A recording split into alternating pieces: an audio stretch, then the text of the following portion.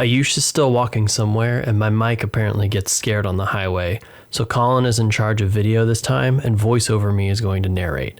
The plan for this trip, much like a Vlogbrothers video with 4 parts, comes to you in 4 parts.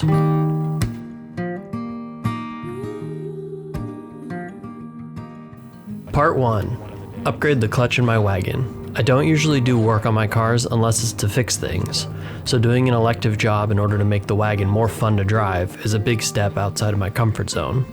Part 2. Run a dispersed marathon. I've got 10 days and some good old-fashioned inspiration to add a little running spice to my adventure soup. Part 3. Hang out with the homies. And Part 4. Colin wants to touch the ocean. There's no zombie Jesus, he's the ghost? No. The first step is to drive down to California, where there's a shop and some free labor at my disposal.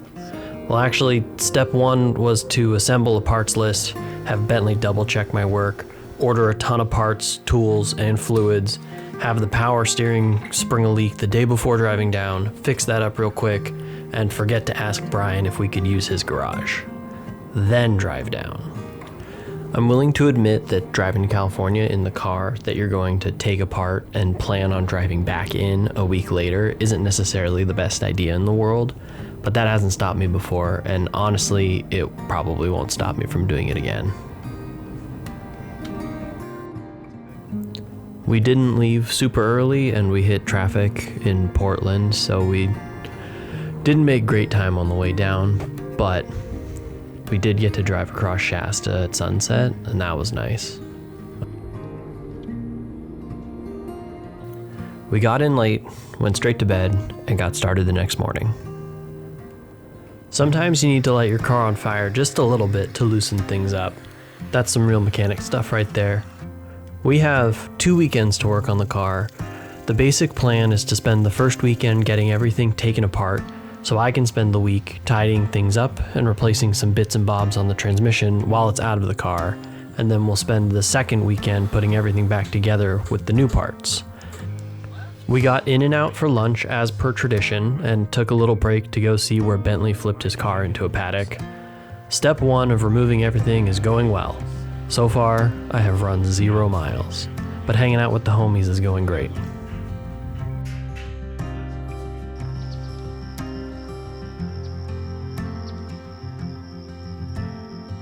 I'm in approximately the best running shape I've ever been in, so I figured why not take a page out of Bo's book and mix some miles into my trip.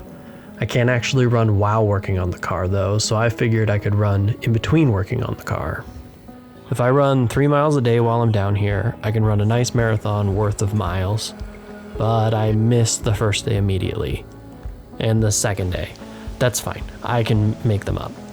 In between my in-between marathon, Colin and I had to pick up some parts that weren't on my original list, but were worth doing while we had the transmission out.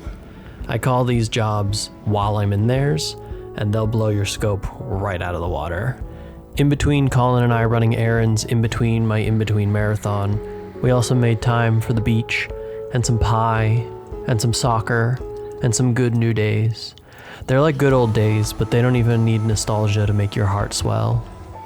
It turns out filming yourself while running and not having it look like trash is hard, and running with a dog is hard, and running is hard.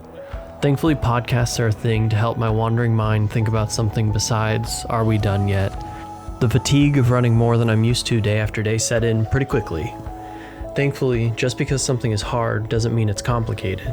Some problems are solved simply by putting one foot in front of the other. I had to take time to rest, to make sure I didn't injure myself, and to remember to stretch. But if I just kept pushing, I would get there.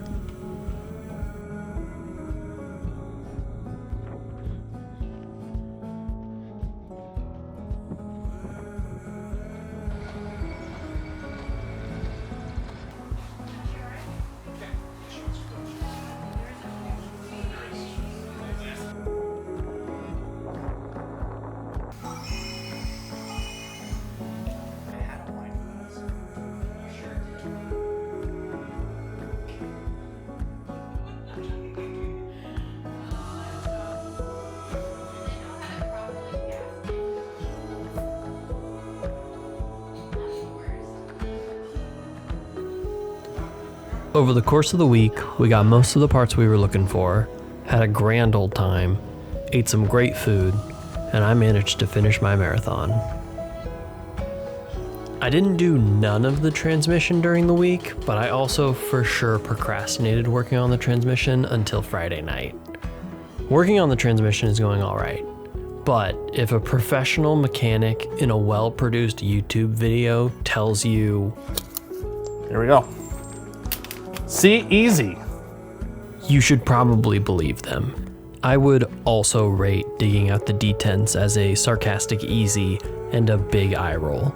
But they're all set now, and the transmission is ready to be reinstalled as soon as we put the new clutch in.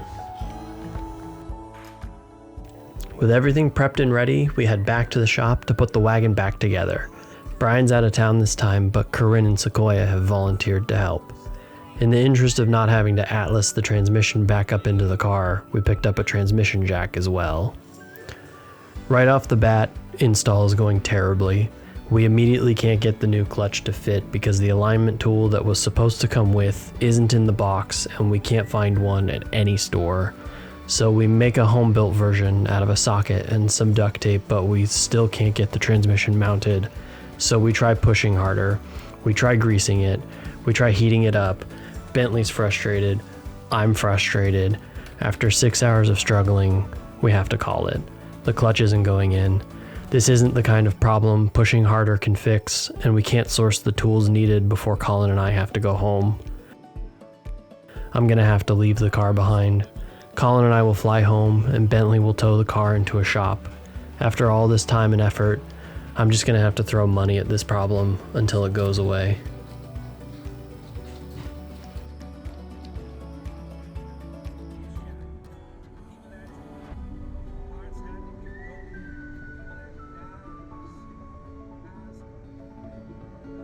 The homies are pretty disheartened. We all thought we could handle this job, but we couldn't for some combination of failure to plan, failure to adapt, and failure to overcome. But at least Colin touched the ocean. I have to mail some stuff back and leave some stuff behind because I was planning on driving home. Colin and I fly home and Bentley brings the wagon and all the bits into the shop. After a little bit of time, the shop calls me and tells me that it turns out the clutch would have never fit.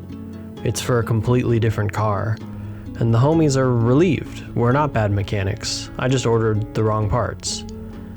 After all that research and being so careful and having Bentley double check my work, I still ordered the wrong parts. The shop says they won't install an upgraded clutch. My only option is to put a new stock clutch in. So the whole purpose of the upgrade, to have the car be racier, is defeated, and it cost me a whole lot more money than I was hoping. Then, in the process of looking in to see if I could return the clutch that didn't fit, I find out that I didn't order the wrong part. My purchase order clearly shows that I ordered the correct clutch. I was just sent the wrong part. There's some relief in this, but mostly it kind of sucks. But more mostly, I got to see my friends and make some great new memories and probably even strengthen those friendships through some tough times, and Colin touched the ocean and everybody is safe. But wait, there's more. I took so long to edit this video that I procrastinated my way into an epilogue. So I have to spend a whole mess of money getting the wagon fixed, but then it's still in California with all my tools, and I'm pretty tired of how much time, energy, and money it's taking up. So I decide to sell the old girl. And wouldn't you know it, Brian is looking for a manual for his son to learn on. So we can skip the Craigslist roll and even sort of keep the wagon in the family. Everybody wins. Sometimes you can brute force your way through a problem, one step at a time. Sometimes no amount of pushing will ever make something fit, and you just have to adapt. And sometimes things sort of just work themselves out if you're patient. In the end, I think the most important thing is having people that you trust and can count on to help you figure out what kind of problem you're facing. And if you're lucky, they might just face it with you.